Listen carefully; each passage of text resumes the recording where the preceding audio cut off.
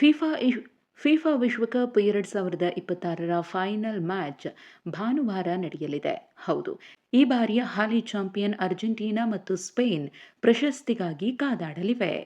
ಮೊದಲ ಸೆಮಿಫೈನಲ್ ಪಂದ್ಯದಲ್ಲಿ Spain France ವಿರುದ್ಧ ಭರ್ಜರಿ ಜಯ ಸಾಧಿಸಿ ಫೈನಲ್ಗೆ ಎಂಟ್ರಿಯನ್ನ ಕೊಡಿತು.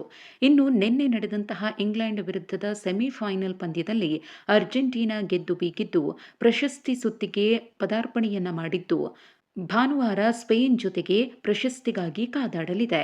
ನಿನ್ನೆ ಅಟ್ಲಾಂಟಾ ಸ್ಟೇಡಿಯಂನಲ್ಲಿ ನಡೆದಂತಹ ಸೆಮಿಫೈನಲ್ ಪಂದ್ಯದಲ್ಲಿ ಎಂಜೋ ಫೆರ್ನಾಂಡಿಸ್ ಮತ್ತು ಲೌಟಾರೋ ಮಾರ್ಟಿನೆಸ್ ಅಂತಿಮ ಕ್ಷಣಗಳಲ್ಲಿ ಗಳಿಸಿದ ಗೋಲುಗಳ ಸಹಾಯದಿಂದ ಹಾಲಿ ಚಾಂಪಿಯನ್ ಅರ್ಜೆಂಟೀನಾ ಇಂಗ್ಲೆಂಡ್ ವಿರುದ್ಧ 2-1 ರೋಚಕ ಗೆಲುವು ಸಾಧಿಸಿ ಫೈನಲ್ಗೆ ಎಂಟ್ರಿಯನ್ನ ಕೊಟ್ಟಿದೆ.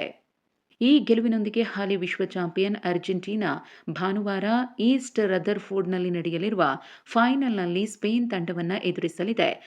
4ನೇ ಬಾರಿ ವಿಶ್ವಕಪ್ ಎತ್ತಿ ಹಿಡಿಯುವಂತಹ ಅವಕಾಶ ಅರ್ಜೆಂಟೀನಾ ಪಾಲಾಗಿದೆ. ಹಾಗಾಗಿ ಭಾನುವಾರ ನಡೆಯುವಂತಹ ರೋಚಕ ಹಣಾಹಣಿಯಲ್ಲಿ ಈ ಬಾರಿ ಫಿಫಾ ವಿಶ್ವಕಪ್ ಅನ್ನ ಯಾರು ಎತ್ತಿ ಹಿಡಿಯುತ್ತಾರೆ ಅನ್ನೋ ಕುತೂಹಲ ಅಭಿಮಾನಿಗಳಲ್ಲಿದೆ.